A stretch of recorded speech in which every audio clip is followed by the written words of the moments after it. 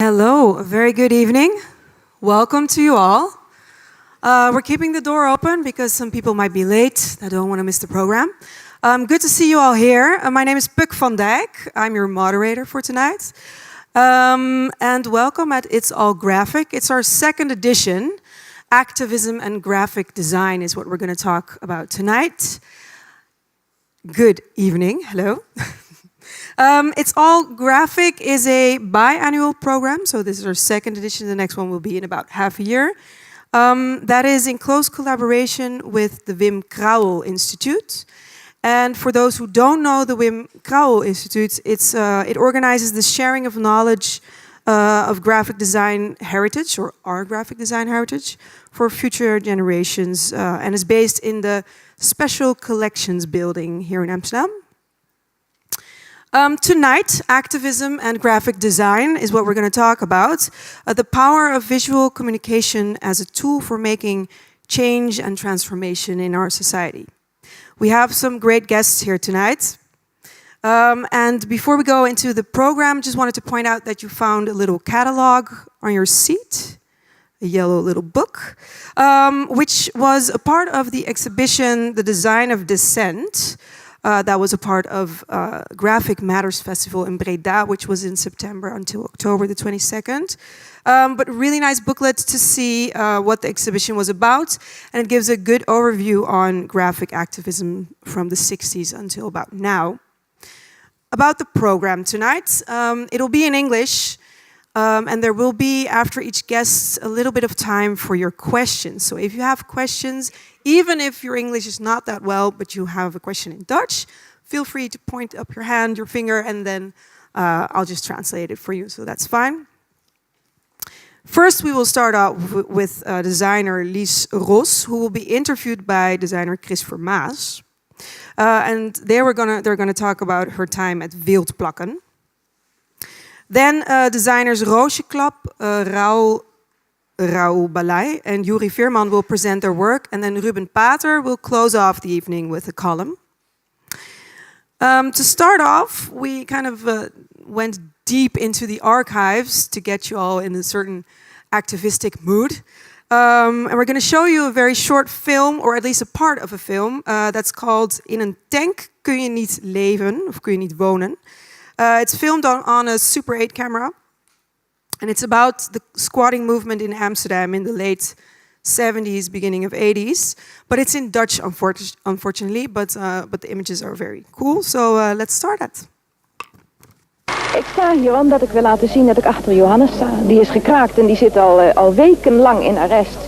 En ik wil voor iedereen laten zien dat ik achter Johannes sta.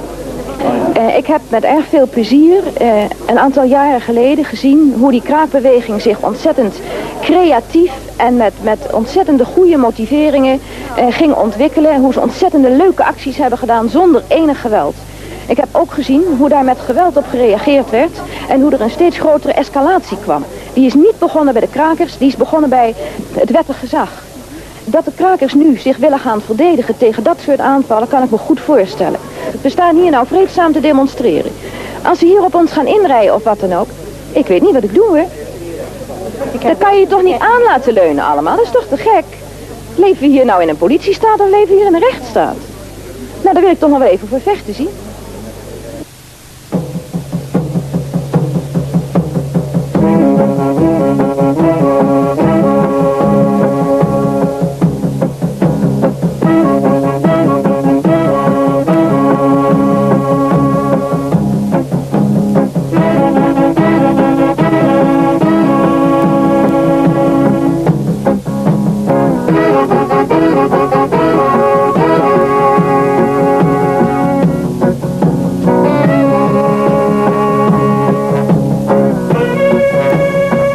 De 35 jaar welvaartsstaat heeft geen einde kunnen maken aan de woningnood. Grote groepen van de bevolking wonen in slechte of te kleine huizen. En hoewel de overheid het woonrecht van jongeren erkend heeft, komen zij al helemaal niet aan de bak. Er is geen geld, geen grond, maar vooral geen politieke wil om wonen als een prioriteit te zien. Steden verkrotten, panden worden slooprijp gemaakt. Speculanten verdienen grof geld aan de schaarse woonruimte. In plaats van betaalbare woningen worden er dure kantoren en luxe appartementen gebouwd.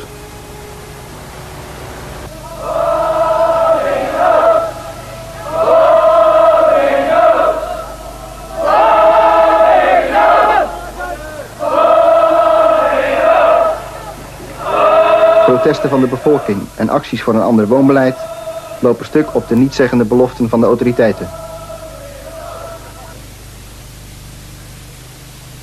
Het enige waar de Amsterdamse volkshuisvesting op dit moment geen gebrek aan heeft, dat is aan woningzoekenden. Je kunt zeggen dat van elke 6 Amsterdamse huishoudens op dit moment er 1 op zoek is naar een woning. Ik zou zeggen hierbij, in de hoop dat u er snel en effectief iets mee doet, ons eisenpakket en onze brief aan het Rijk. Dank u.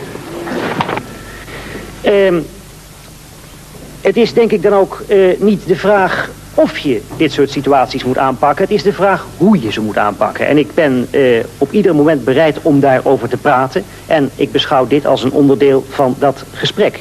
En ik denk dat ik dat alleen maar kan besluiten met te zeggen dat ik hoop dat op dat punt, zowel waar het de gang van zaken in Amsterdam betreft, als waar het betreft onze, denk ik, krachtige stellingname in Den Haag, ik hoop dat het gemeentebestuur van Amsterdam dat zal kunnen doen. Niet tegenover de groepen die me dit stuk hebben aangeboden, maar naast en tezamen met de groepen die me dit stuk hebben aangeboden.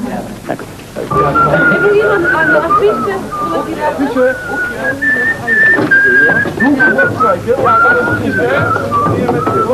Mooi plak hoor.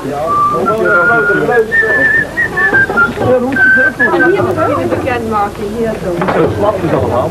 Aan mensen die hier langslopen of belangstelling van komen kijken. Op het moment dat Paul de deur open doet, en dat is duidelijk zichtbaar, rijdt hij zijn wagen weg en stapt de barricadeploeg, en dat zijn 6 mensen, die stappen naar buiten toe en die lopen naar het pand toe.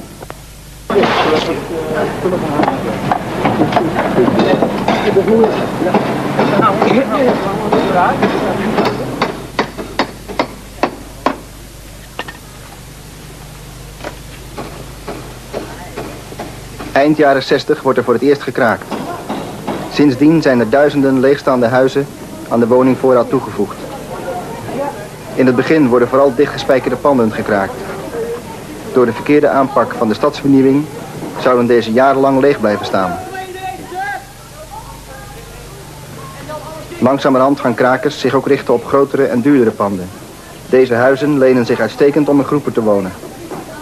Kraken biedt zo de mogelijkheid te experimenteren met andere manieren van leven. Maar of je nu in een groep of alleen woont, onzeker blijft het.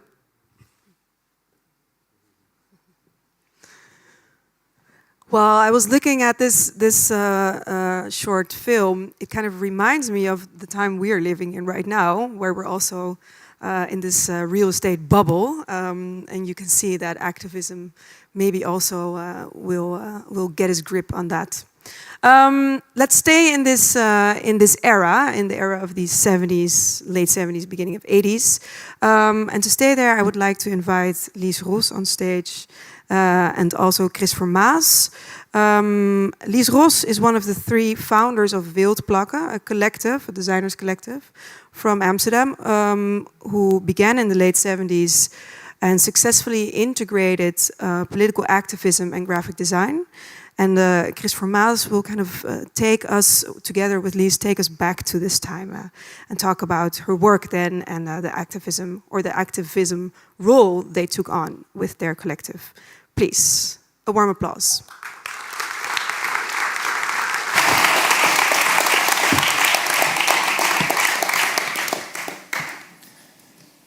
Lies, it's nice to be with you here on the stage, and they gave us 20 minutes. It will take much longer, I guess, but they will give us a sign when it is over. I just saw in the movie a poster you made. The whole street, the city was plastered with your work that you made together with Rob and Frank. It was the wallpaper of that time of the streets of Amsterdam. You were angry, right? Yes, but I first like to make an announcement that the other 2 members of Wildplakken were Rob Schreuder and Frank Bekers. Right.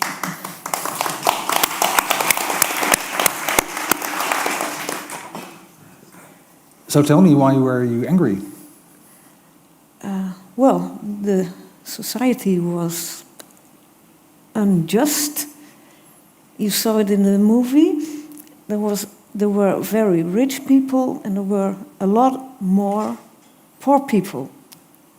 And especially there were people who had no sufficient housing, and they came to us, and we had the means to support them by our graphic work. So our ambition to improve the world, because of that ambition we had, and we had individual reasons for that. Okay. Yeah, John? So they knocked on your door and they say, there will be an event next week. Can you make us a poster? And then you say, oh yes, we will do. And and we'll do it in a hurry so that you can use it a few days before the event will pass. Will happen, I understand. Will happen, yes. sorry. Now, I have to believe that many people knocked on your doors, on the doors of Frank and Yeah, you. you see all of those people around here. So I was amazed. So I asked you in the talk we had in advance of this talk, like, how could you manage? How could you do so much? Of course, you were 3 people, but it was all over the place, and there were so much events in that time. Yeah. It was not only housing; it was like layoffs. It was events in other countries, political upheaval. If there was a problem, they found your door. Yes, we worked day and night, and afterwards we went dancing across the street. So we had fun. As well. Okay. Yeah. And the work went on and went on and went on. We worked for the Communist Party, for the unions, for the women's movement, all kinds of actions. Of course, you saw that in the beginning, the people who had a housing shortage. That was a big problem. That was as well the biggest event. So I can remember that from my time. That because that is also your time. That was all over the place. So some events were also far away, like for example South Africa. So that was not in our streets, but the posters about it were actually there. We worked about 20 years for the Dutch anti-apartheid movement. So we made a lot of posters for them. We worked also for, that's not around here, because that was not really activism. So I didn't put them in. What was not activism? What topic? You see the last page, the last covers of the magazine Screen. That's activism. I think we have to explain what Screen was. It was a magazine for movie lovers. It was reviews, and it was first done, I tell you, in a modernistic way. And then you guys came, and then it was party. It was a graphic big party, because it started to look like your posters. Yeah. At first, the editors or the writers wanted it very neat, although they wanted, how do I say, to break into the way of seeing of their readers. And why was that necessary? They were in fact, a Marxist collective. I think they were inspired by Sergei Eisenstein, who was... He's a filmmaker who was very good in montage, or introduced montage to the Russian movie. And so they admired him, and they wanted that to happen in the magazine their as well. magazine, although not in the layout. But we tried only for to the do cover it. and the back cover, because that were the biggest statements, I remember. It was a beauty, so if you ever find such a magazine... Well, 2 covers just passed away. Okay. So now all these people come to your desk and they ask you, and Frank and Rob, fix it, make it visual. But it was always negative in a way of, we have to fight something, we have to change the world. Is that not tiring in the end? It was fun as well. And what was the fun part about it? Making all those posters, and it was also the eureka feeling. We have had a good idea, and then we put it onto paper, and we went to the printers, and it came from the presses. And then thousands, in a print run of thousands, or 2,000, 3,000. That was exciting. Yes, I can imagine. But they knock on your door, they say, we need something. How does it work? Did you sit down with your two colleagues and make some sketches? You talk with each other? How was the procedure? Well, first you must imagine people come to your door and you agree with them. Otherwise you don't work for them. Philips phoned one day, said, we do exist for 100 years. Do you want to make our yearbook? And I had very polite had to explain, well, we don't do it. We don't do it, no. And Rob said, well, my new car is gone. And I said, you can't even drive. But, well, we don't work for Philips. Okay. But were more people pushed out of the door? Is it only Philips or other companies? Well, we never have worked for advertising. I don't think we still do, not yet. No, okay. No. Okay.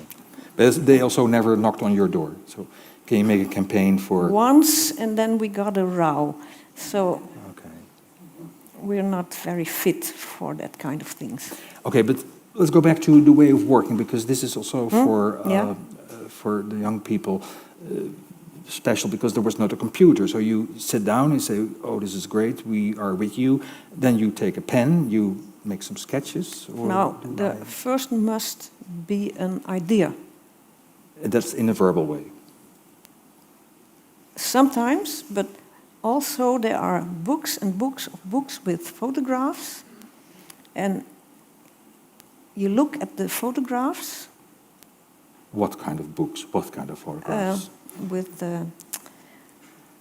rectangular shape, contactafdrukken. I don't know the the contact English sheets. word. Okay, Yeah, there was a photographer who makes photos. We all made photos. Oh yeah, I know. Yeah.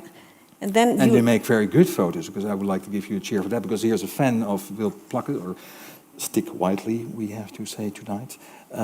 But you stage the photography, if I can say it that way. Well, later on. But okay. We also made photographs, plain photographs. Okay. And we looked through the books, and then things fit together. You have some text, you have an image, and you have your brain. And who wrote the text? The committee? Most of the time the committee, yeah. Okay. Then you start to put it together, and how does that work in a time there were no computers? Well, scissors. All right, so scissors, and that means paper, and that means glue. Yeah. All right. So you cut some stuff, you glue it down, and then you say, off to the printer. Yeah. All right, you still need some codes, I remember from my own. That's simple. You first make a sketch about this big. That's always very beautiful. Okay. Beautiful. Exactly how you want to have it. Okay. And then you have to make a working drawing. Mechanical a bit bigger. Drawing, we call it. Yeah, right. And then you have to put on all those letters. You have to cut them out. The letters, but will make the text in the end. Yeah, so what you see over here is often cut out from big sheets. These are from the still from the Rietveld, made in the type shop, we call it. Type shop, yeah. It's easier, yeah. For the audience, I was as well a student of the night school of the Rietveld, so I remembered and recognized the letters that I played with when I was a student, and they appeared in the streets of Amsterdam. Yeah. That's right. So then you make prints of that, you cut them out, you put them in the right position, and then you put the quotes next to it, what color they would get, right? Yeah, but always the work of the drawing for the printers, it's too much letters, and the image is too small, and the sketch is always more beautiful. Okay, can happen. Yeah, that's always a bit of a disappointment. To give an idea for the audience, like you will get somebody knock on your door, you will make a sketch together with Rob and Frank, then you make an agreement, you start to cut letters, you glue it together. Is it then in the end of the day done? And is it in the end of the day at the printer? And he will print the next day? Well, that's most of the time a necessity, because 2 days later, the group who needs it. Okay. So we have to stick it on the wall. And next week is the demonstration, so it's all in a hurry. Did that add to the work ethics? Did that make it better, that you have no time to doubt, that it has to happen at the spot? Nowadays, I wouldn't say it made it better. It made it more urgent. I can see that in your work, and in your what you did as an... Which is better? One more time? Which is better? I don't know. I think I prefer to have more time, less text, and our own photos. But that happened as well. Later on. Later on. So I can imagine, so you make your thing, it's quickly done, you see it in 2 days all over the place, I have to say. Yeah. And then you can see the typos and the things that you would probably not like to have happen. But again... Of course, there were some posters who did succeed. It's gone already. Well, that's about how it was. That one, we feel we needed to make it, but it's maybe our worst poster. But it had to be done. While working, there were some influences. You were influenced by the Russian constructivists. Yeah, that was a group of designers directly after the Russian Revolution. And they used photography and made collages with it and used all the texts in a diagonal way, just as you see in our posters, because we were influenced by them. And why did that happen? Because at the time that you were doing it in the 80s, all these Russians were dead. Yeah, but we thought they had the same ideals as we had. We thought they are our, maybe it's not a good word, but forefathers. I get it. They also were fighting for a socialistic state. Yeah. So with that design or with that style comes in communism. So then if you work like that, I don't think that most of the people in Amsterdam knew that, but some art lovers could see this is a Russian style of layouting. Yeah. You had no problems with that? Sorry? You had no problems or no objections to that? No, not at that time. Okay. You told me as well that when punk came around, that is a music movement, they had a wild way of ripping paper, and especially black and white. They said it was a liberation for you. Yes, because when I put together all these posters, well, it was very diagonal. And because it was spread out over a long time when we made it, it's not exactly in the eye, but you see there apartheid. That was a poster after punk, because you see the influence of punk, because it's all ripped. And punk was a liberation because we saw young designers or young people doing things which were impossible. They got a liberation They made strange magazines, and we all bought them. You bought them Yeah, and said slowly goodbye to the Russians. They disappeared in a yes. shelf. Okay. Still And then- admire them. They have done good And stuff. the great photomontages, if that's the right word, That's the I'm word, not yes, sure. photomontage. John Hartfield, buy his books. It's marvelous. But slowly we developed an other style. Now, another question. You had that movement, and you were the visual out. You generate the visual output for all these pressure groups and leftist movements. But at the same time, you were working for established institutes such as a museum. You made a stamp for the state, the capitalistic state. You said okay and yes to that. It was not twisting things in your head. But they gave us freedom, as you see, to still put our activist way of thinking in those designs. Otherwise, we probably not have done it. And then an institute such as the opera, what is very cultural. Yeah? So then you slip slowly into that world and said slowly goodbye to your wild young years. Yeah. Or do I see this wrong? Of course, had a bad ending. Tell me or tell us about it.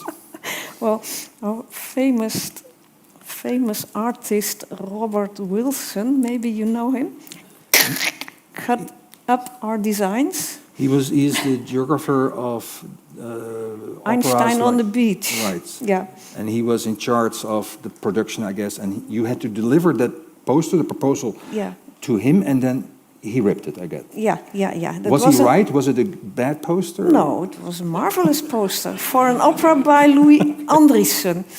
All right. Is it still... I hope to see it one day. Is the ripped poster still existing? Ripped by I don't Mr. know. Wilson? Yeah, I think so. Okay. Yeah. Amazing. Cool. Nice.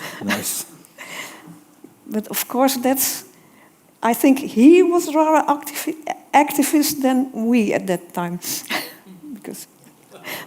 And you have to believe that he is even visiting our country, so it was our tax money that he ripped. Amazing. That stopped because of that ripped poster, I guess, or we were an in-between company because there was a new director and he wanted his own designer. Okay. So we were there for only 2 years anyway. Okay. Now we are so in the end of the 80s. We got a row, so that's sure. You continued with working. It were beautiful assignments, beautiful jobs.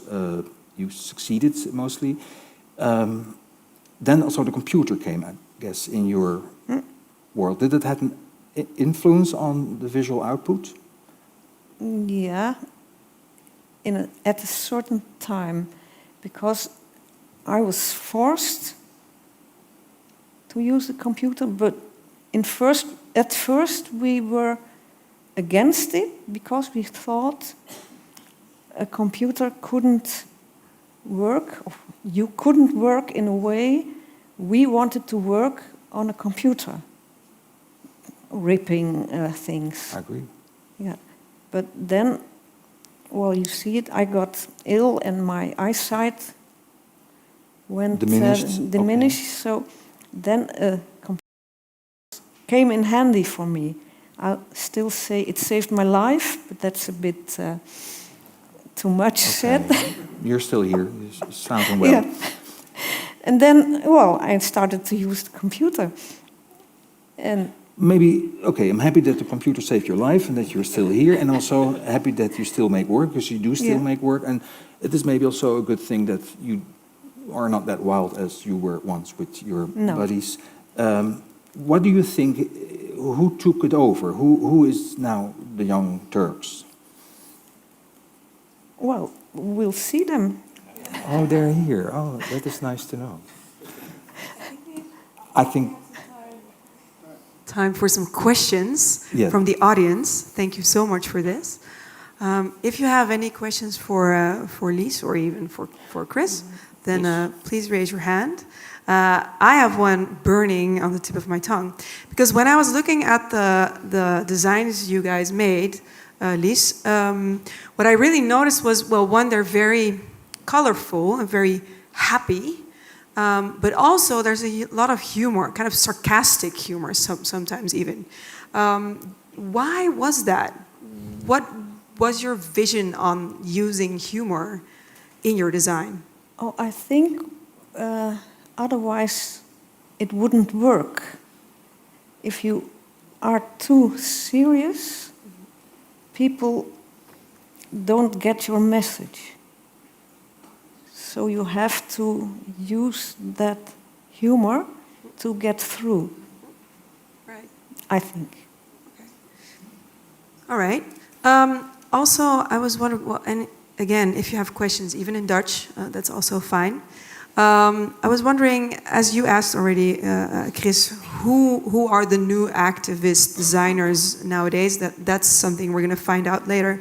But since there's also a lot of, well, maybe, I'm not sure, some young designers here tonight who may or may not see themselves as activists, do you have any, tips or things you want to share with us, with them, for their activist career? Or Chris? Think for yourself. Yeah. That's a cliche. Everyone should do that. And I think, what do you mean with think for yourself? As in have a clear thing in mind, or well, don't get too influenced by Facebook or Photoshop. Use your hands as well, I think. Use your brain. Yeah. And maybe scissors. I don't know. That's some glue, maybe, and sometimes rip some stuff apart. Probably. Well, you don't have to. You have to do that as a young activist designer. All right. Well, if you don't have any questions for now, then Lies will also be here later in the bar. So a big applause for Lies Ros. Thank you.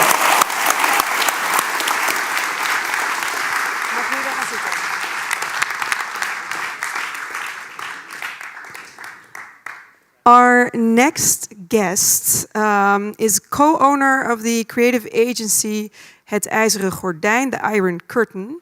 He's an artist whose work is expressed in, amongst others, painting, graffiti, graphic design, of course, illustration and photography. Raul Balai was brought up in Amsterdam during the 80s and 90s. So basically, when you were full in your career, Lies, he was growing up and was very much influenced by the graffiti culture, hip-hop and house culture of that time. And I'm very curious to hear what kind of role activism plays in his work. So please give a big applause for Raul Balai.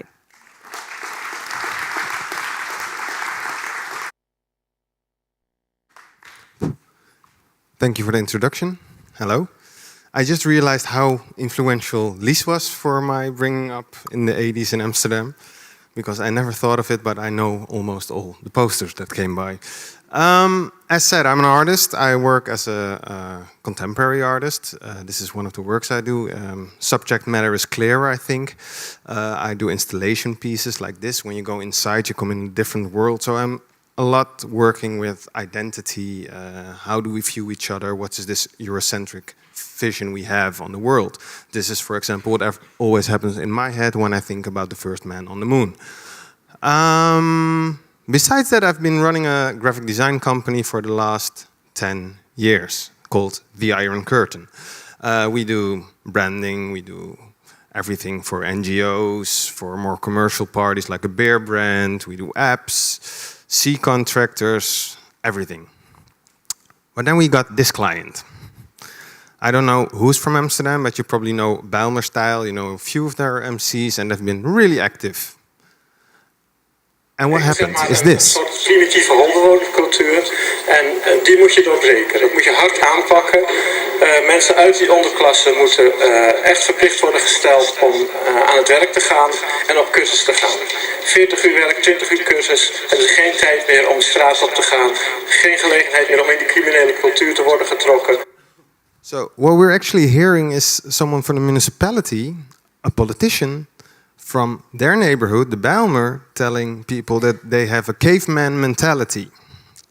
And these guys were just rapping and doing all this stuff. So they decided to go into politics. And they came to us for, well, a campaign. So we took the idea of their lyrics to make their campaign. So open for discussion with the caveman, but also being willing to fight. All fists in the air. Take control. Combining it with a stencil kind of font and giving them the DIY mentality that hip-hop has in its DNA. But what is activism? Because I was going through this and I was like, okay, but this is not really activism. These are guys who do hip-hop and then were put in this position. So are they activists? Am I an activist? Well, I think people who think righteousness should be number one instead of legality are called or framed as activists. So we got Black Lives Matter, Paradise Papers, and #MeToo. Really different kind of people, but are they all activists? Some people would say Black Lives Matter are, but Paradise Papers journalists, and MeToo are women who out something that has happened to them, but they're not activists. Okay. So we can maybe say that they operate from an ethical framework or state of mind and take action. Next. Basically, it comes down to saying, we wouldn't do ... right? Right. So, we wouldn't do, right, let's play the game. We wouldn't do blackface, right? And this is where I would be called an activist. Zwarte Piet is racisme. I don't know, anyone doesn't know the project? No? Okay. So in 2010, we started out having conversations with a group of people, like 20, 30 people. Actors, playwrights, artists, mainly creative people. And then in 2011, this happened. On the left-hand side, we got Quincy Gario and we got Jerry Afriye. They went to Dordrecht, got arrested in a rough way, and everyone just saw that. In the meantime, we were also working at an exhibition called Zwart van Roet, black offsuit, not like suit, to make a point about what's happening. For the people who don't know, still don't know, oh, one back. This is 1850, first time we see black people in the holiday. This is the blackface we know from the Western world. This is Piet. If you don't know it still, look it up. Zwarte Piet is racisme, look it up at Facebook. So they asked me as a designer to make a new logo, because the one on the left is used a lot, but where do we go with the designs? So, if we look at what's happening within this discussion, it's really important to see the history of protesting. Because protests against this blackface tradition have been going on since the 20s or 30s in the 20th century. So what we did, we took all the older typography you see on the right, it's from the 70s and 80s, and made a new logo out of the old typography.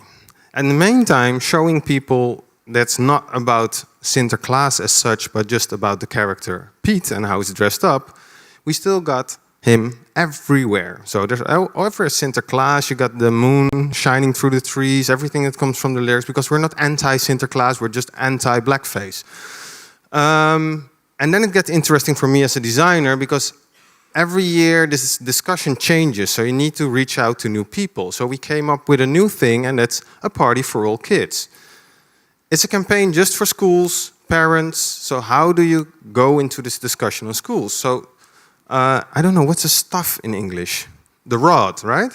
Okay, so you got the rod, and we still got the kids, you see the soothe on their face, and this is actually the way we're going now. This has been a campaign for 2 years. And we do it in films as well.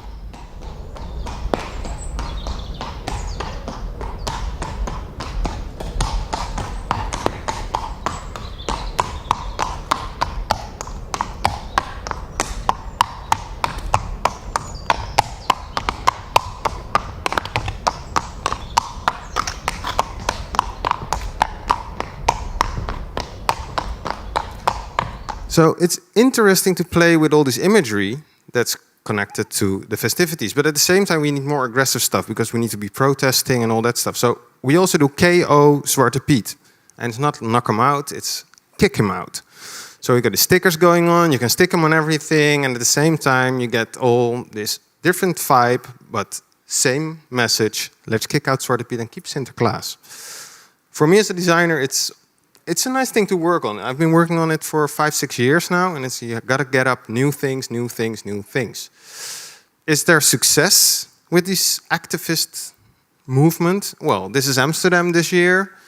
This is Nickelodeon 2 years ago. This is RTL. So we're getting there bit by bit. So if you can do anything about making it an inclusive party for anyone, help us out.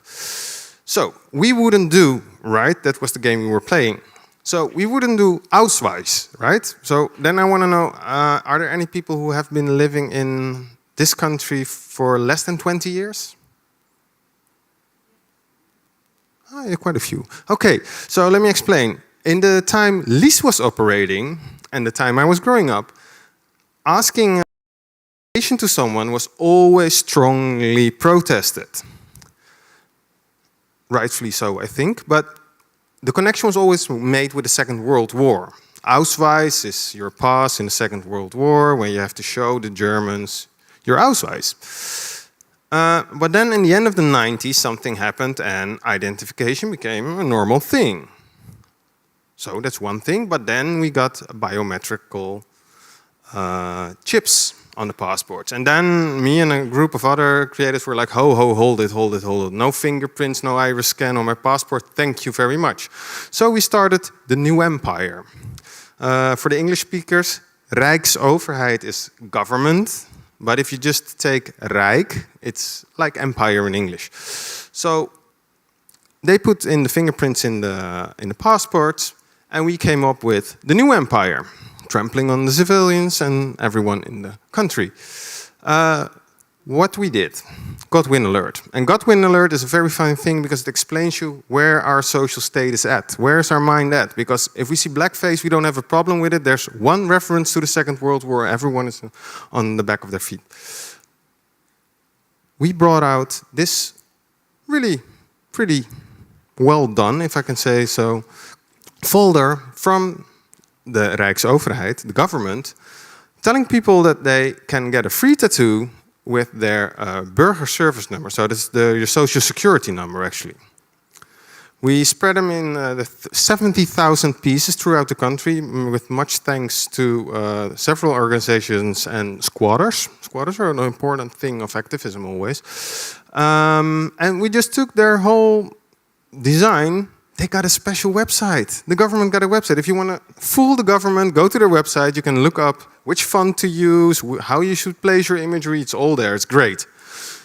So we got a text writer, and they wrote, well, probably the best text the government wrote in years. And people believed it. So we were thinking this is going to take days. Maybe someone will pick it up. No, we were spreading out the folders, and it was already on the news. Everyone got into it. It's like lawyers, the government, the minister got into it. We got almost good. But did we have success? Well, if you follow the SleepNet, it's a trawler wet legislation in English. It's a bit sore English, but it's about privacy. The government wants to have access to everything you got digitally, to your phone, to your computer, without asking, and not having any suspicion to you as civilian. So there's more awareness, but we didn't win the case with the fingerprints because they were taken out, and now they're back in. So, is activism needed? Well, we wouldn't do ... right? Right. Thank you.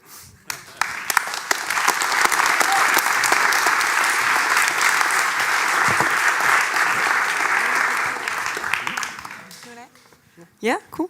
Thank you so much, Raul. That was great, welcome. very inspiring. Just looking around if anyone has a question for Raul. Yeah, just hold on. I'm coming to you. The mic. Well, I like what you did, but you always you think that the government is doing it on purpose to get a bad thing, but they want to keep a country safe. For example, tonight I read an article that Albania, people from Albania, they can change their name 3 times without problems. So how can the government protect their citizens against criminalism and other things? It's about against terrorism. You act from the negative part of the government. Well, I don't see the government as a bad thing, but I think you should be critical living in a country towards your government, especially when a government decides to put all our data in one place without right legislation in place and the right people who have access to it. If we look at the Second World War, we got a really good example here in Holland. We got all these registers and everyone registered where the Jews were living. Worked out fine. Like Holland is the highest percentage of people who were taken to concentration camps of Jewish origin, and we got to learn from those things. It's not that government is bad, but we as civilians are living in a country, we should be really critical about people think, because they make mistakes. They're just humans. Going on that point, which is also kind of interesting, is activism or an activistic campaign, should it always be, negative or used or with a negative message? Or is that something you work with your colleagues, you talk about, like, how are we going to actually give shape this message? Is it always, as this sir here says, that it should be from a negative perspective? No, I don't think so, but I think we got a different challenge. Like in Lies's era, there was mainly print. And now we get bombarded with images, with campaigns, with all these things. So you have to tickle people a little bit. And an easy way to tickle people is to piss them off. It's just like that. That's true. Another question from the audience. Yeah, just a moment. Thank you. Just like to say that I love your presentation, was epic. Thanks. Yeah, you're welcome. Wondering as well, what activism against the slave wed and the decreasing in privacy that we have nowadays. What's your standpoint on that? Well, I think the hard thing looking at that is the subject matter is already on the table. When we did the New Empire, there was no one talking about it. And that's the right moment for something like that that's really critical and really pushy. And I think right now it's about informing people about... People know now, right? People know now that their privacy has to do something with the phone in their pocket, has to do something with data.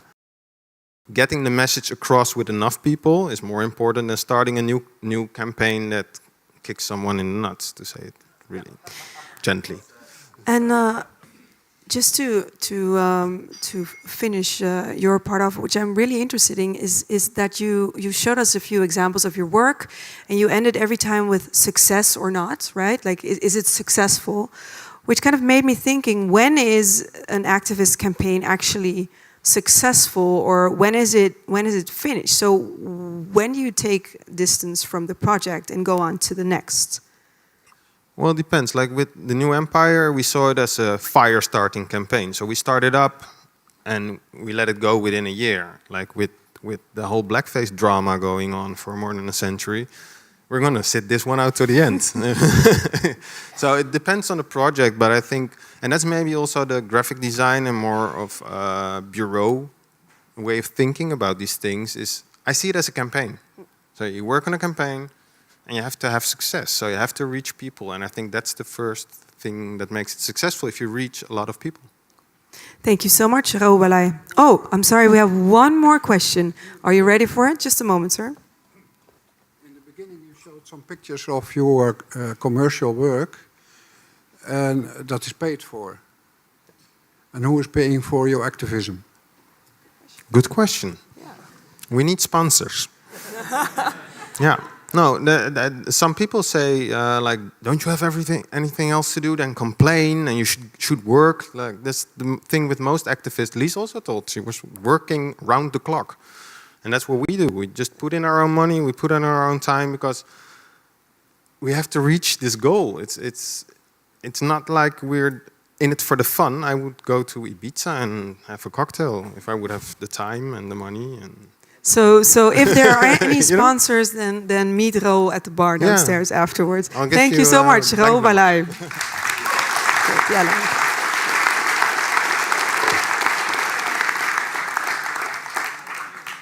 Our next speaker is Roosje Klap, who owns a studio for visual communication, mainly graphic design and typography.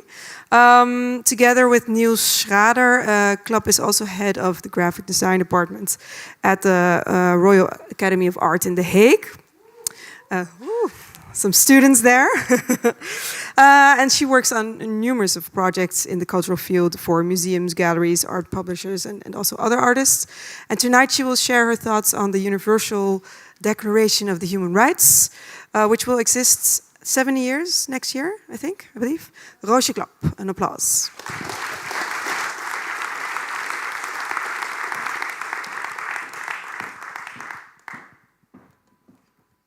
Let's see, I have some devices here to time, speak, and click. So let's see, this was the classic thing. I will first show you a movie.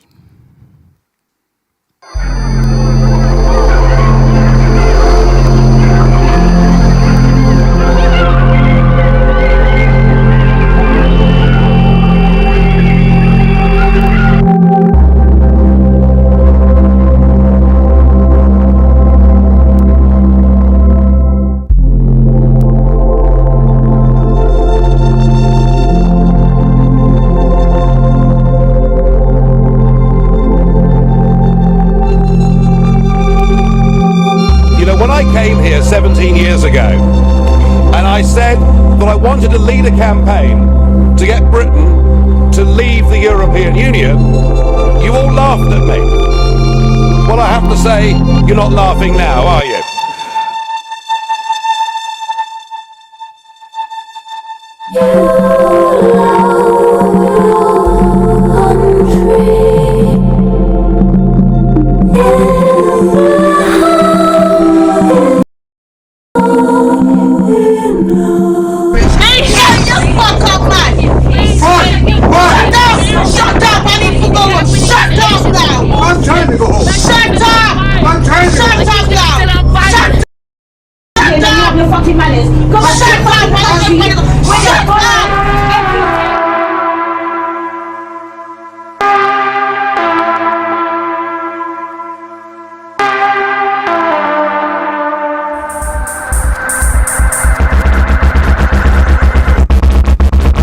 Right now I've got no design experience, no design portfolio, and as of today, I'm unemployed.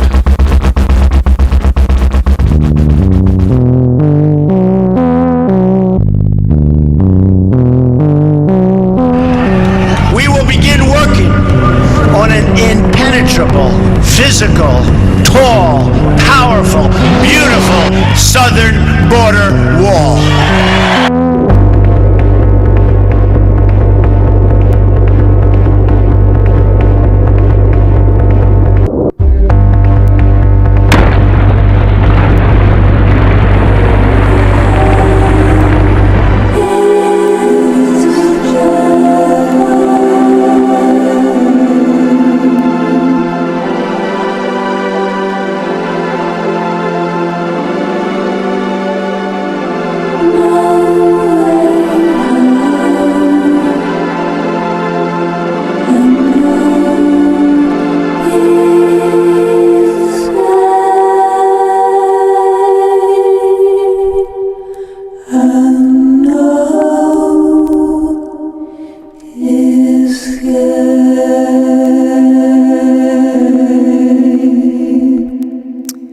So what you just saw was a trailer of an algorithmic coded opera, and it was actually made something a little bit over a year ago when we all speculated on, the notions of Brexit and Trump, and we all thought like it's not going to happen. This is so ridiculous and it's all crazy. So we kind of wrote this algorithm to speculate a little bit of what would happen if they would come to power.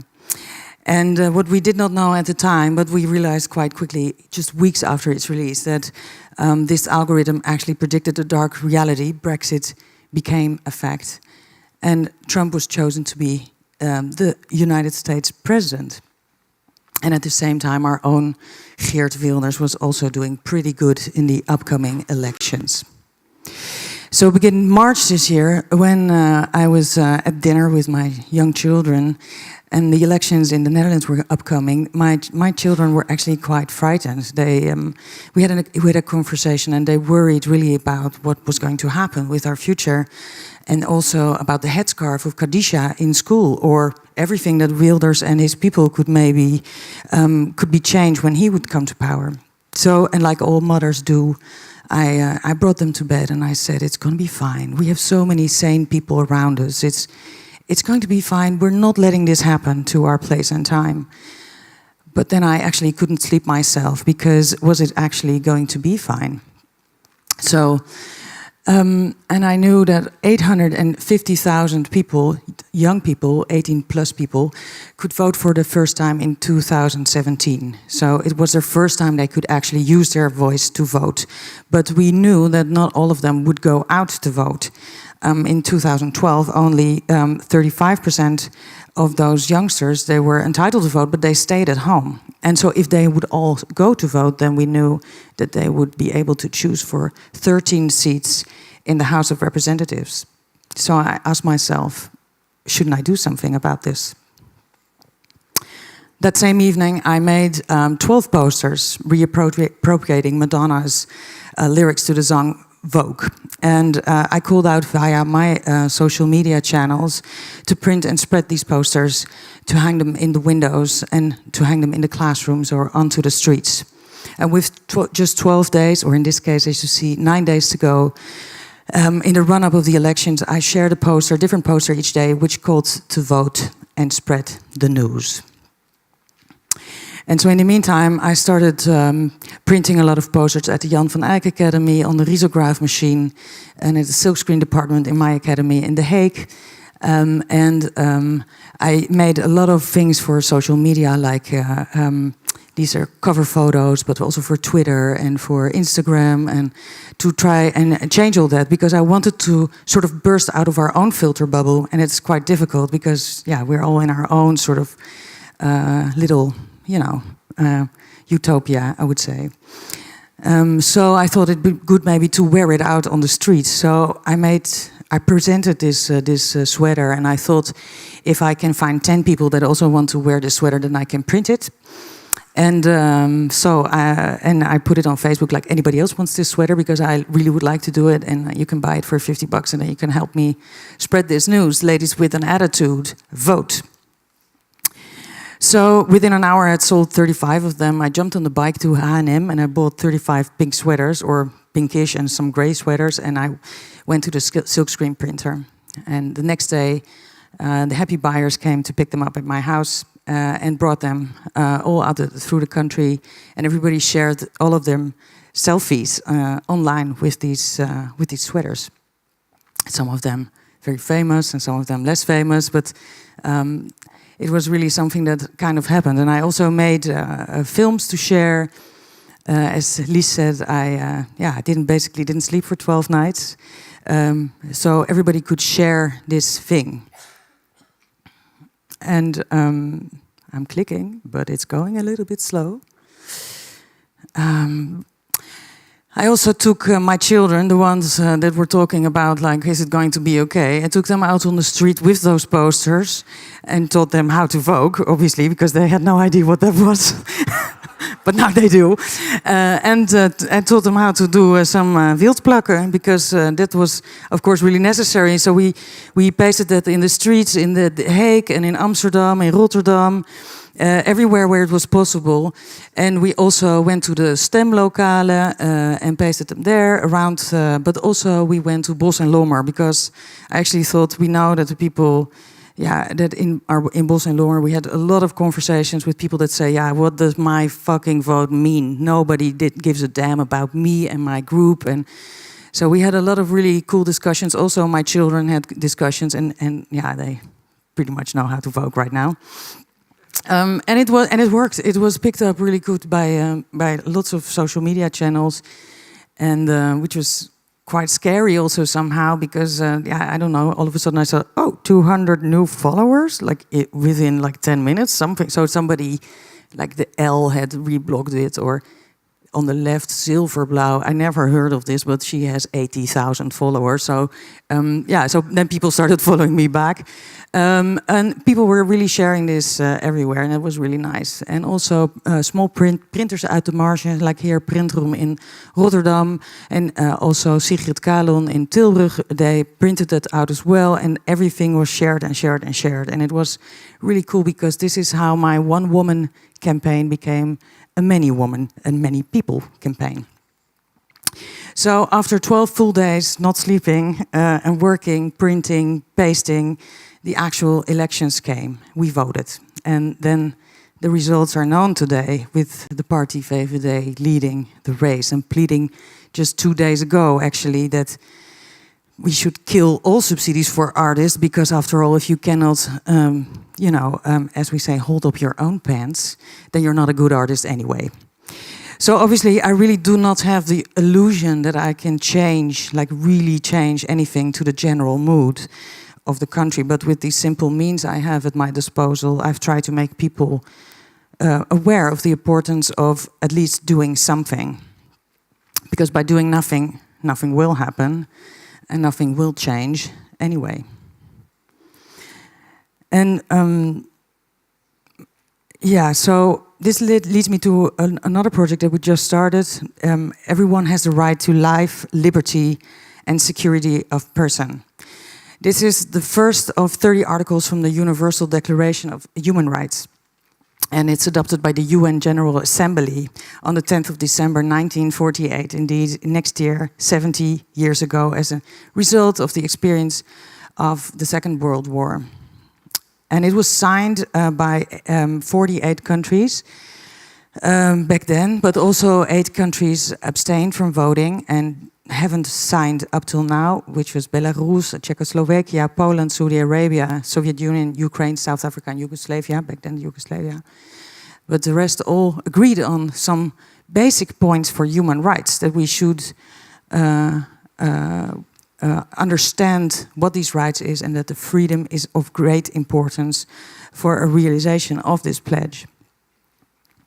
So when I was invited this summer to make a contribution for the Taipoyanchi Biennial in South Korea, I decided with my studio mate Pauline Lepape, who is also in the audience, hello Pauline, to make 3 flags. 3 flags who all carried out the complete Universal Declaration of Human Rights with those principles in all the colors of the nation states.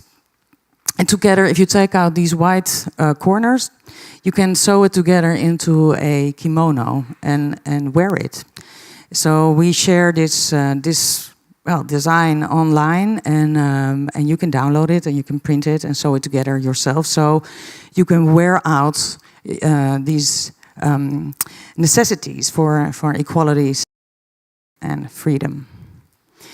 And what to do with that was also, we thought it'd be interesting to sort of celebrate the human rights next year, because it's 70 years ago, as I said, and it's still necessary, because we spent our lives negotiating survival and also bodily integrity and humanity in the home, on the streets, in workplaces, at parties, but also on the internet. And indeed, 70 years after its release, the Universal Declaration of Human Rights is as urgent as it was then. So our kimono is on tour now. We give it to people to make photos with, to make work with. And here is the first. Here you see the kimono sewn together. And this is a photo by Carmen Kemming, who captured Kurdish Rotterdam pop singer Naz. She's a really cool singer, by the way, in our kimono. She was singing on her attic for 3 years, and her parents forbid her to sing.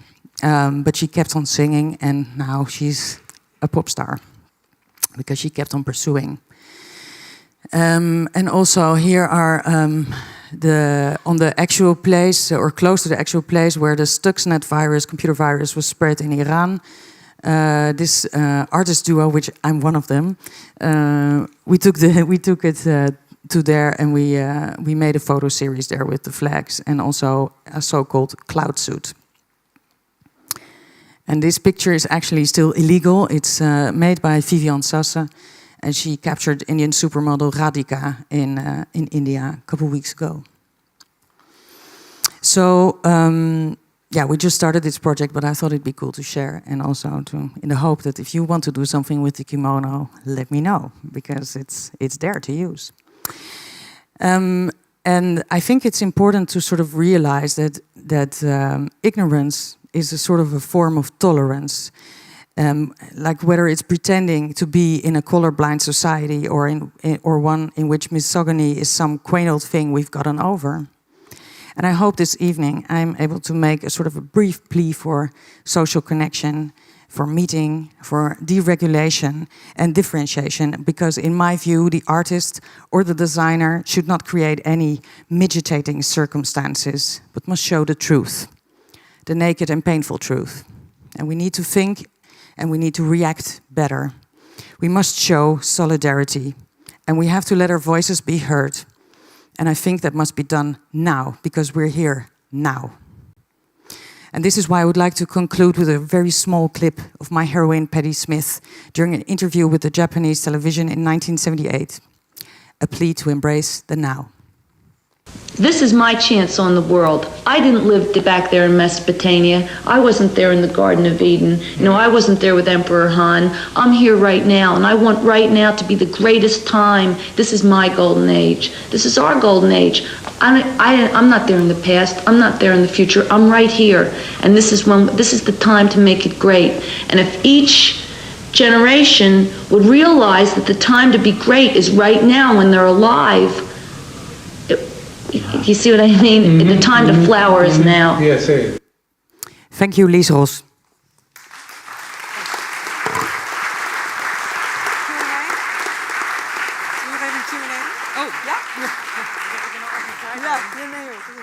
We still have some time for a few questions for Roosje. There's one all the way in the back. I'm going to run. Hold on. Nee, dat kan je niet. Ja, maar dan word ik helemaal nerveus.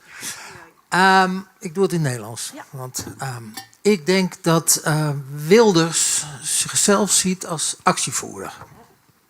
Dat denk ik. En ik denk dat zijn volgelingen dat ook vinden. En dat ook met name vaak uiten. Door zich af te zetten tegen wat zij noemen de gevestigde orde. De grachtengordel. De hoogopgeleide mensen. En nu zie ik uw vote-actie in het Engels. Dat kan ik wel volgen. Maar ik weet zeker dat dat voor de meeste mensen die Wilders aanhangers zijn, een bewijs is dat dat toch weer vanuit de groep komt die hoger opgeleid is, zich beter voelt. En mijn vraag is, hoe bereikt u die mensen? U had het over Bos en Lommer. Die bereikt u niet hiermee? All right. Let me just quickly translate for the people who are non-Dutch speakers. This sir right there had a very good question. He said, your campaign was mostly maybe against Wilders, our infamous Dutch politician, and he was wondering how your campaign, or if you thought about how to reach Wilders, who sees himself as an activist, and his followers see him as an activist as well. So how to reach them, his followers? Right. Well, first of all, I think Wilders is probably an activist, but he has his right to be an activist. It's all fine. I think in that sense.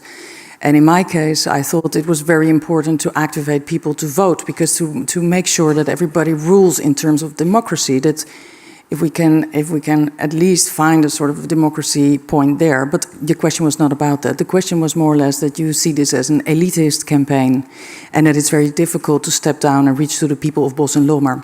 Well, the people of Bos en Lommer speak English, that's first. And also, I think also that I tried also in the form of the pop song of Madonna, which is is not very elite in that sense, to try and reach out in a level that is not intellectual at all. It was just it was really try to make a reach to every sort of way of society. I could also have done it in Arabic, but that's not the point. I think English is a sort of universal language, and yeah. Right, I'm going to the next question right here. Hi. Sorry, ik hoor je niet. We hebben het bij de bar nog even over. Thank you so much. My question will be also about the vote campaign. Sure. I find it quite dangerous to dismiss people's, especially young people's, disillusionment by the liberal representative democracies and to just lecture them to vote. So what I would like to suggest, would you consider having a follow-up campaign, especially maybe addressed to Post and Lomar youth as well, calling them to self-organize? Mm-hmm. Thank you. Yeah, it's a good question and also a good remark, I think. It is something that, I think the Bos en Lommer is a very good example because I met really a lot of people who said, like, they are not talking about me. The politics is not my politics. They have no right to say anything about me. But, you do. So it is something that you can change, right? So, and I do agree that could be it could be a great idea to sort of try to make this community and to be active more in a political way or in a democratic way. But as I said also, I try to be super humble about this. I'm just a graphic designer. I don't know a lot. I know things with type and typography and posters. So this is the thing I got. And when I get angry, I can do this. This is what I can do. Any more questions from you guys? If not, I have a final question for you, Roosje. Looking at your campaign and the vote campaign, obviously, is your activistic work, is it always politically related, or do you also find social or ethical issues something you get and make work about? Wow. I think every act is political in itself, right? So in a way, if it's, or maybe I don't understand your question. What do you mean? What does define politics? Well, for example, I think your vote campaign is really focused on a political strategy, like getting people to vote, to actually change something via politics. Whilst, for example, the Black Pete campaign, it's in a way political, but it has nothing to do with the political system, not per se. It comes from within, right? So I was wondering if you really focus on change through politics or also different kind of change, social change. Well, I tell my children to shower less. So, I mean, there's a lot of things that you could focus on. So, and I think, as I said, I think inherently everything is, in that sense, an act of politics, but not specific. I'm not super political in that sense, and I get angry about a lot of things, also about tomatoes and cucumbers. So we can also talk about that one time, but it's maybe another lecture. Cool. Thank you so much, Roosje Klap, for this, and a big applause for Roosje.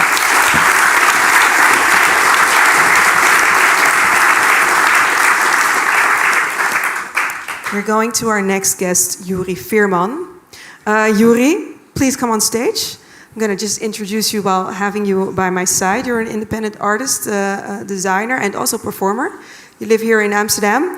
And your work deals with a lot of things, but mostly around words, objects, and images that function as a bridge between the physical and the metaphysical, which I read on your website. There you go. Yeah. And one of the things, correctly quoted, yes. Yes. And one of the things I know, at least, your work from, is put in a rainbow. I don't know if anybody here knows this work. Raise your hand.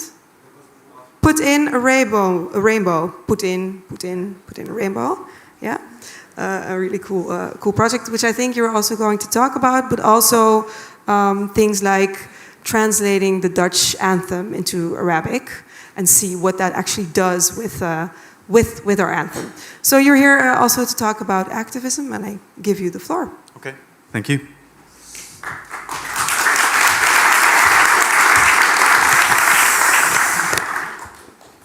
Hallo. I wrote it down because they told me you have 10 minutes and I had a lot of projects that I thought I could talk about. In the end, I chose 4, but still, if you talk about 4 in 10 minutes, you have to be precise, so I'm going to start right away. So, that's my name. I hope you can all read it. A few projects that I want to talk about that were important for my development as a designer, to think about what design can actually mean, and also about what activism can mean. 2006. I was still studying at the HKU, and I was doing a workshop. HKU, yeah, in the house. And the assignment was, can you use your influence as a designer to comment on a social issue? And I decided to comment on what was then a relatively new phenomenon, the free newspaper. At that moment we had 2. We had the Spits and we had the Metro. And, well, of course, the good thing about these newspapers is they were free, so people that normally wouldn't read were now reading. That's super. I think the bad thing was that they spent most of their effort in pleasing the advertisers. So the articles consisted mainly of standard ANP coverage, just copy-pasted articles, while advertisers got a lot of freedom to experiment with this new format, including, well, special covers that were wrapped around the actual newspaper, like here, this beautiful sloggy ad, which looks like an actual cover. And it bothered me that now many young people were confronted with this new format that for them, since they didn't read any other newspaper, was the new standard. And in the end, these newspapers, they're basically a way to show you advertising with news as a byproduct. So I thought that was a pretty bad standard for young people. So as a response, I created a scenario where an advertiser would push it too far, and I called it the Metro True or False edition. And I think I should actually do it again now that the whole fake news thing is such a hype. And in this edition, I said that the editors of Metro made up 3 articles, and if you could spot them, then you could send in the headlines of these 3 fake articles and you could win an iPod Nano. So with the help of some friends, I pasted this sticker onto 2,500 Metro newspapers and put them back in the original distribution spots. So that day, every person that picked up this special edition had to guess, like, is this a fake article, or is this a fake article, or is this a fake article? And the next day on their front page, they had to put up this message that there were no fake articles, but instead the sticker was fake, and you couldn't win an iPod Nano. This was 2006, so I was in the second year of my study, and it was really cool to see that I could influence the way that people view their environment with super simple means. And these means, in this case, were just stickers and the help of some friends. So this really gave me a boost. In 2008, so this was my 4th year of studying, I quit my studies at the HKU for 1 year to go on a trip with 2 classmates. Here's one of them. And we formed a design collective called ISME. And basically we asked ourselves, can we be graphic designers without a client? Or can we be our own client? And can you see your environment as a briefing? Can your environment ask you something if you look closely? And to find that out, we bought this van. And we drove to a place that we had never been before, in this case Sarajevo, the capital of Bosnia, to simply look around a new environment and see what it asked of us. And the first thing we noticed was a lot of giant mural paintings, so again, advertisements, that cover the sides of big apartment complexes. And I mean, these are painted, so they're executed really beautifully. As a craft, I can really appreciate this.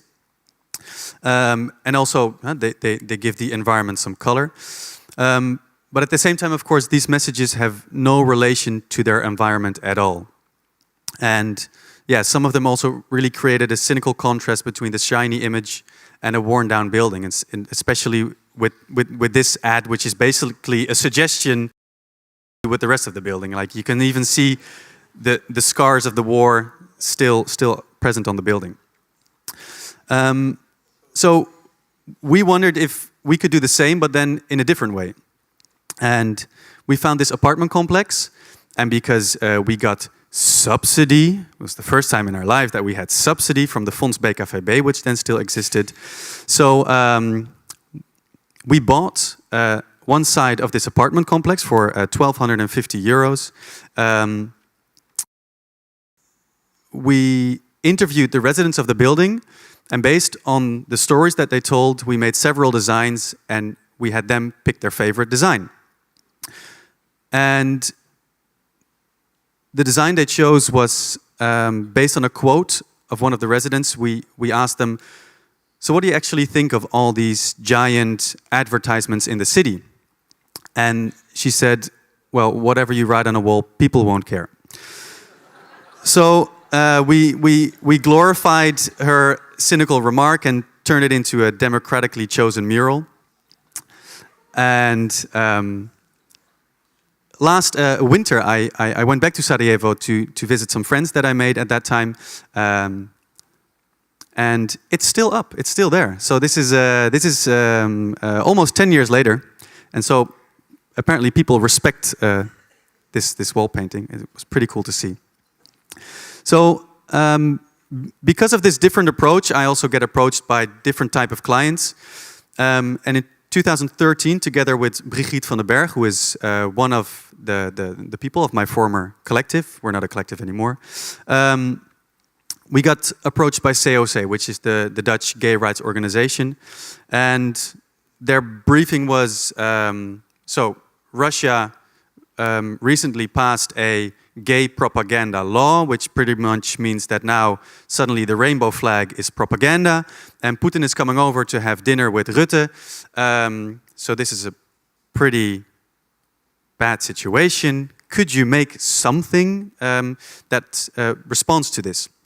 So this was our response, and not only this image, we created a website, which is, I think, the best, one of the best word jokes in my career, putinarainbow.com. And so we asked other people, please send in your images where you combine Putin with the rainbow. And yeah, we just used the simple Tumblr website, and to me the beauty was that we only designed the grid, and everybody else could send in their images. And the nice thing is, if you work with universally recognizable symbols like Putin and the rainbow, almost everyone on the planet gets this joke.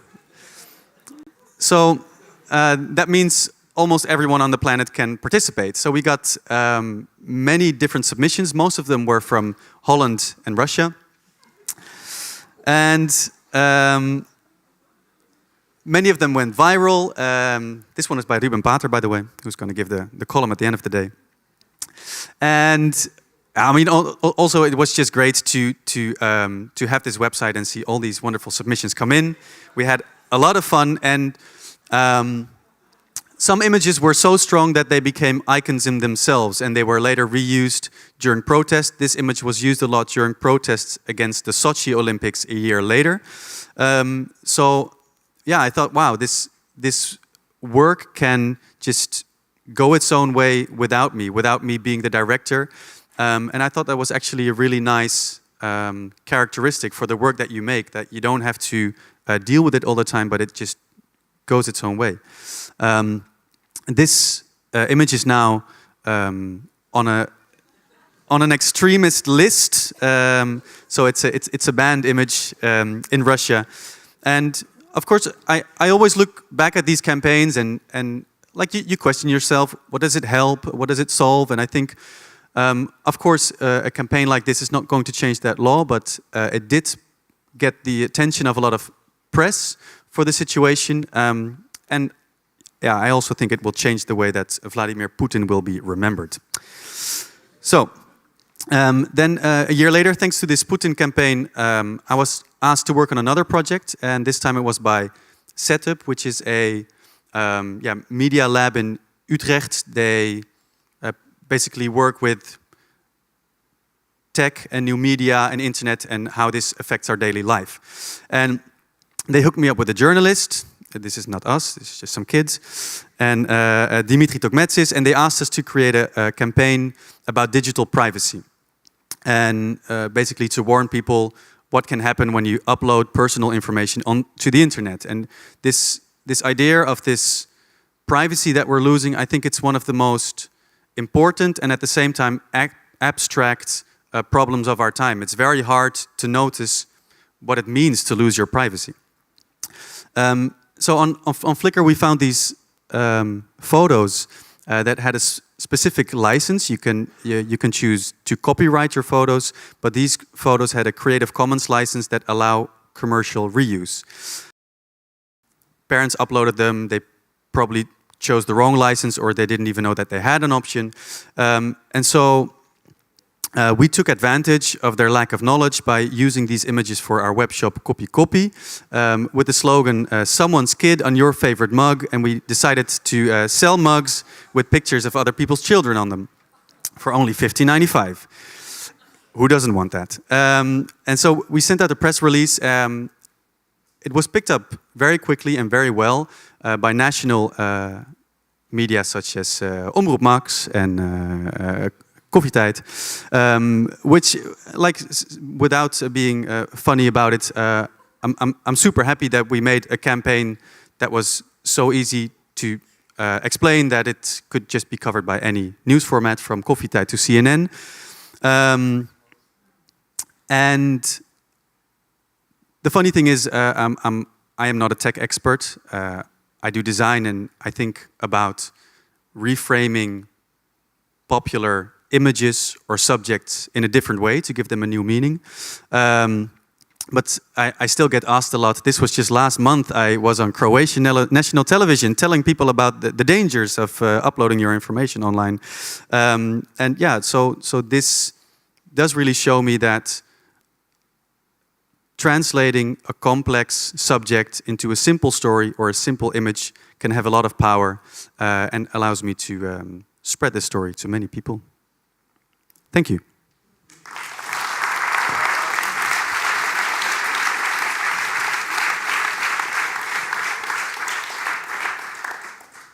Any questions from the audience? Take some time to think about that.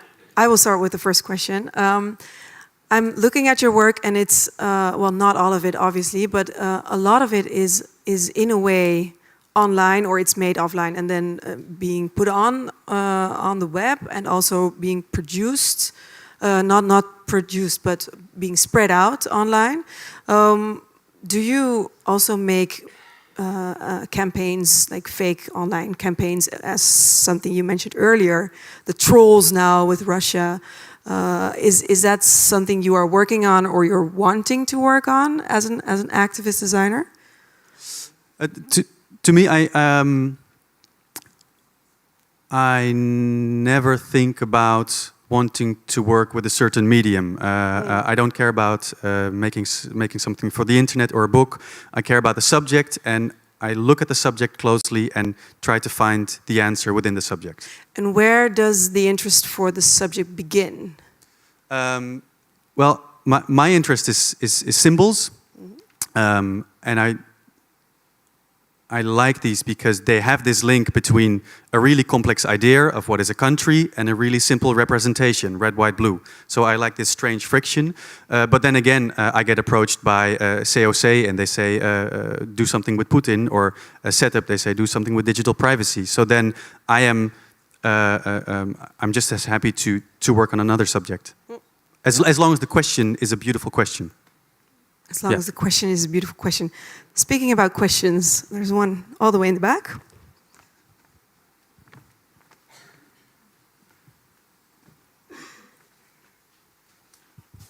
I was wondering, every campaign you do is humoristic. in sort of form.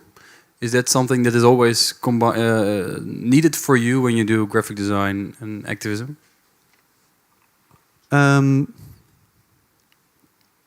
Well,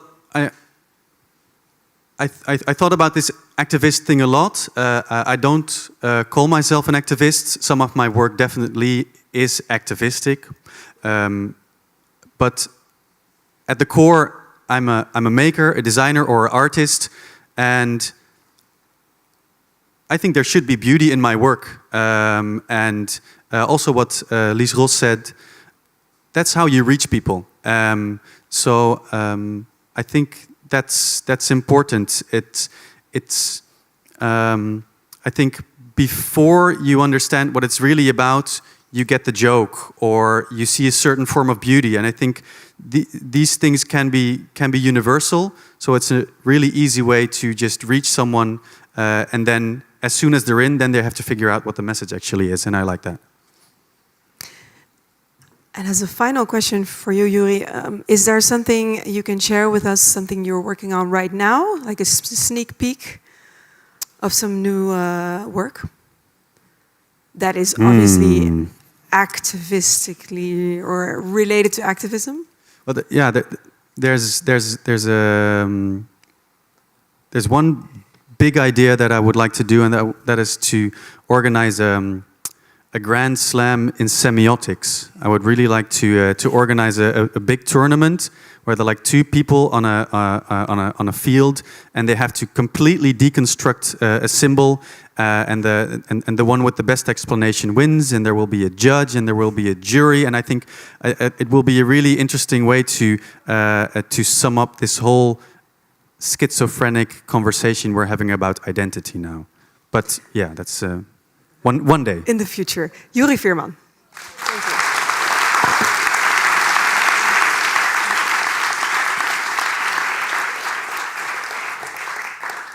Our closing tonight will be held by Ruben Pater, who will do that in a form of a column. And under the name Untold Stories, he creates visual narratives about geopolitical issues, mostly. And he interprets the role of a graphic designer as an active and critical citizen who has the agency to communicate effectively through that work. His well-known drone survival guide received wide attention in 2013 as an educational tool for drones, functioning as a political statement mostly. Tonight he will give us a perspective on what design activism is, but also what it will mean in the future. Please give a round of applause for Ruben Pater.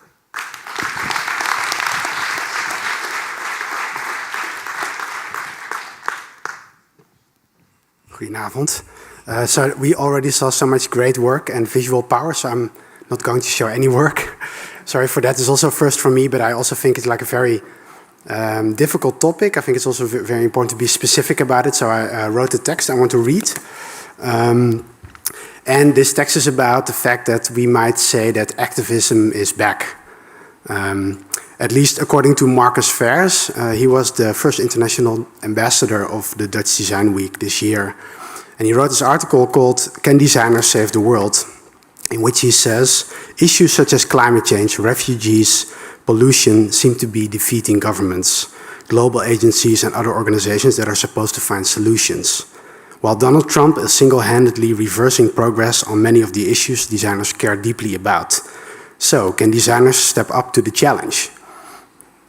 So, activism is back, apparently. Actually, I've noticed this myself. Next week, I'm invited by the HKU, Utrecht School of the Arts, to do a lecture about activism. The design department of art school in Zwolle invited me to speak in an event about the year's theme about revolt. Stedelijk Museum had an exhibition last year titled Dreaming Out Loud about designers that face the problem of our times. What Design Can Do is a festival for social design that organizes a design challenge since 2 years for pressing issues such as the refugee crisis and climate change. The festival Graphic Matters was this year all about activism with a large exhibition of protest posters. You all have the book. Peace flags and a large inflatable refugee in the streets of Breda.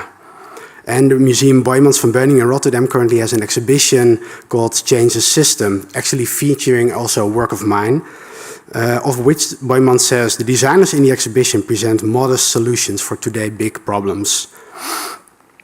So I want to talk a little bit about why is this new interest in activism?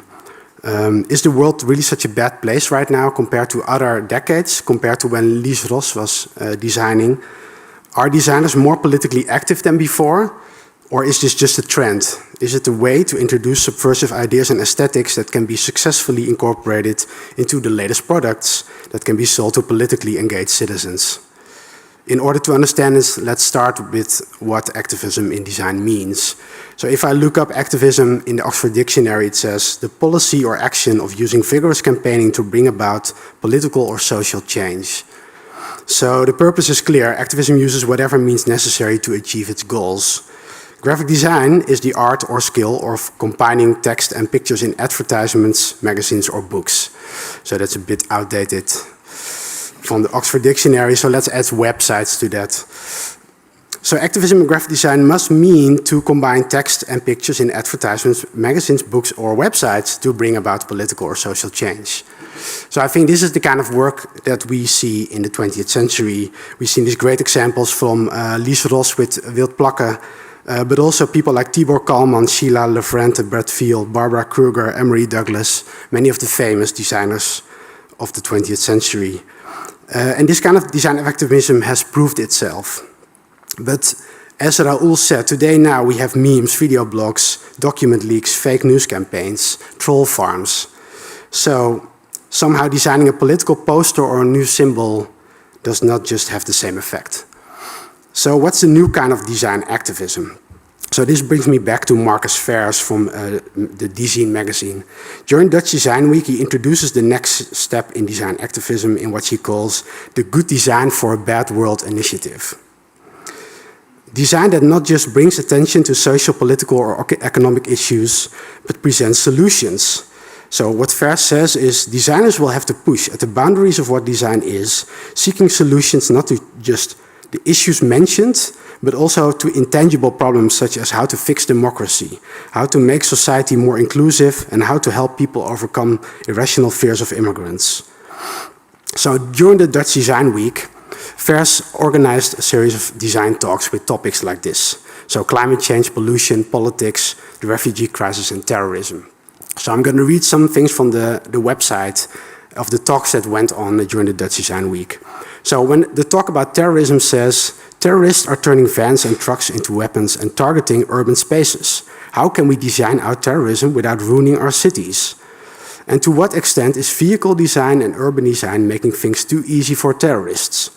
So some of the examples they present are anti-terrorist robots and flower pots that can stop terrorist attacks using trucks. The one on the refugee crisis says, how can design, architecture, and urbanism help make life easier for refugees and host communities? Can design help prevent population movements in the first place? Should refugee camps be considered as proper cities rather than transit zones? So one of the designs they show as an example is the wearable habitation coat, which is a baggy parka that can transform into a tent or a sleeping bag. Politics. Over the past year, widespread discontent has led to the Brexit vote and the election of Donald Trump. Can design address the causes of this discontent? Of the designs, one of them is from a Dutch designer actually called The New Vote, which is a way to make democracy more modular using a digital system.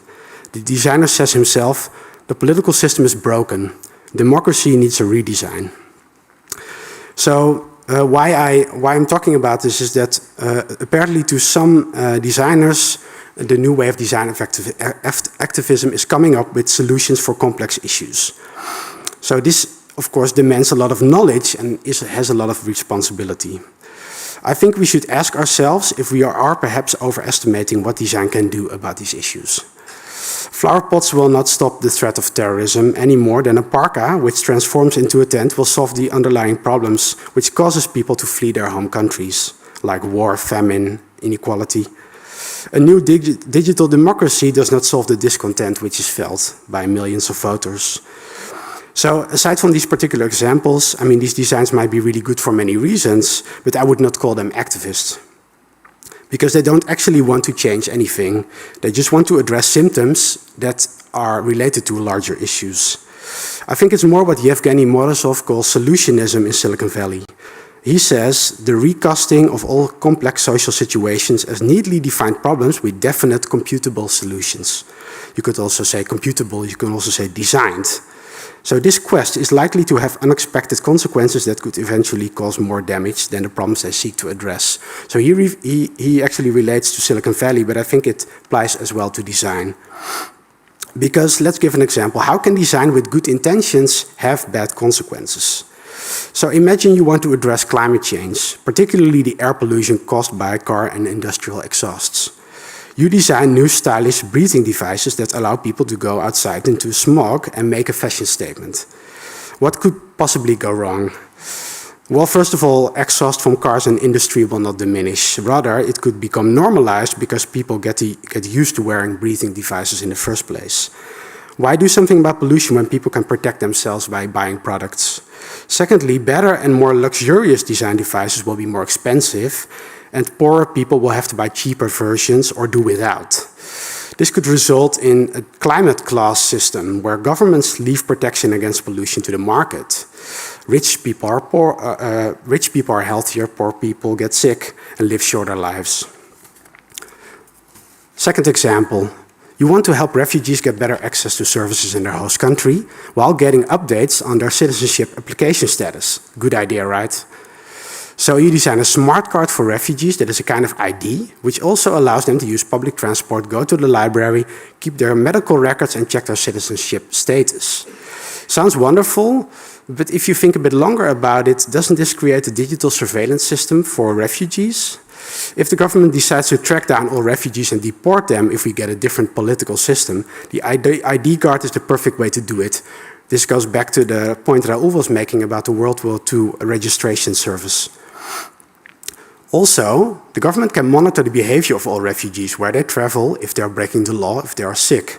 The card can be used to control and surveil refugees continuously.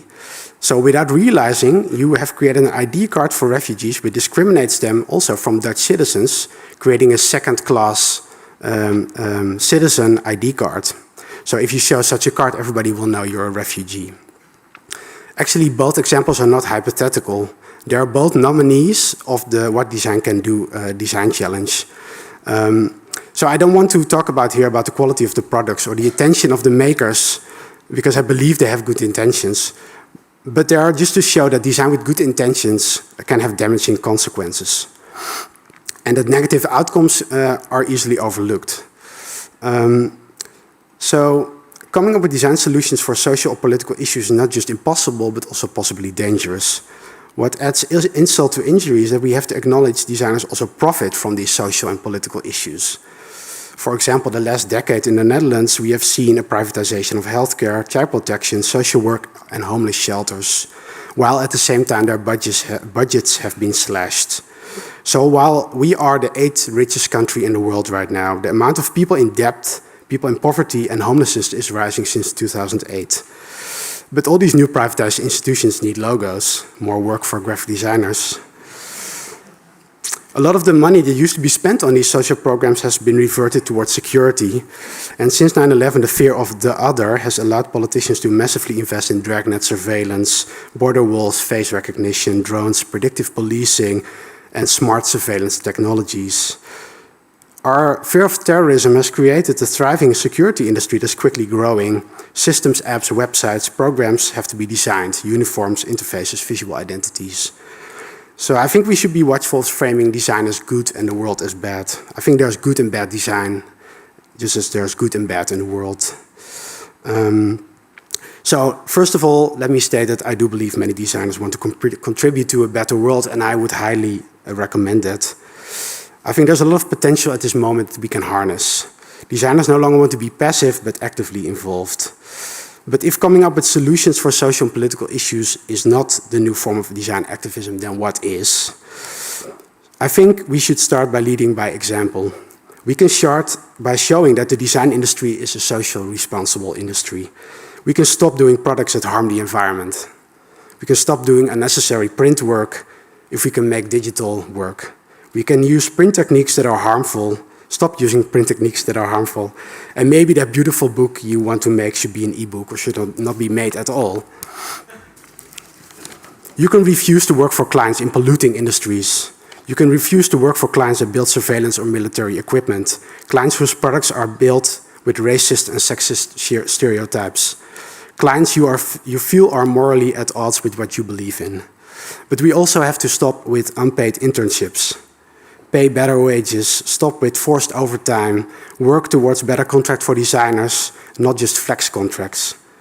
Also demand that designers are paid better wages, that we refuse to do free labor and refuse unpaid design competitions, or pitches in Dutch. We can stop outsourcing printing to low-income countries, pay better wages to typesetters, programmers, binders, printers, illustrators, photographers, so make sure that the supporting industry for design is socially responsible as well. And I think it's also really important that the design industry should become a better reflection of society. More than 60% of design students are female, but in conferences, awards, exhibitions and juries are still dominated by white males. Minorities are heavily underrepresented in graphic design in the Netherlands. We should actively look for talents in minority communities and help them find their way to design schools. Invite voices from different cultural backgrounds into the design world and decolonize our design education by learning from non-Western design histories and practices. I mean that all of us have to sacrifice something. Some of us will have to make a little more money, a little less money. Some of us will have to give up a position in a jury or refuse to participate in an all-male panel. Some of us have to choose not to design when we are asked to. Some of us will have to do less print work, switching to digital media for the benefit of the environment. Some of us will lose clients because they're involved in unethical behavior. But I think without sacrifice, there is no activism. If I think about activism, I think about Martin Luther King Jr., Rosa Parks, Malcolm X, Boni, Patrice Lumumba, Mohammed Mossadegh, Steve Biko, Pussy Riot, Edward Snowden, Chelsea Manning. These people sacrificed. And that gave their freedom or even their life. They gave even their freedom or their life towards equality, justice, and solidarity for all people around the world. So I'm not asking you all to become activists, but I think if you think about what these people did for us, then sacrificing some of our privileges as designers doesn't seem that much to ask. Thank you.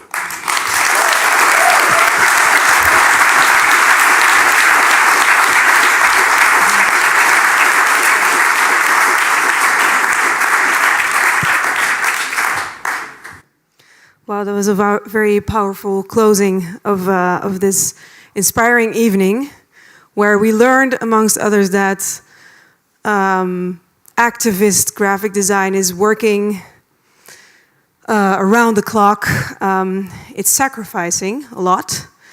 It's doing things from the heart, doing things with paper and scissors and shredding things up, or maybe not doing things at all, like we just learned. I want to thank our wonderful guests for tonight and for their input. I want to thank you guys for being here tonight. And I also want to show you something we have, which is quite new, but it's called the Pay As You Like principle. It's because our activism here at Pakhuis de Zwijger is that we believe that we really want to make these programs accessible for everyone. And that's why it's a freely accessible event. But we would really like to ask you to show your appreciation for the program you saw tonight by going to dezwijger.nl/pay. The link is right there below. Making it possible for us to keep making qualitative programs here at Pakhuis. Check out our website for other interesting events coming up real soon. And we will hope to see you at the bar for some drinks and have a wonderful evening. Thank you.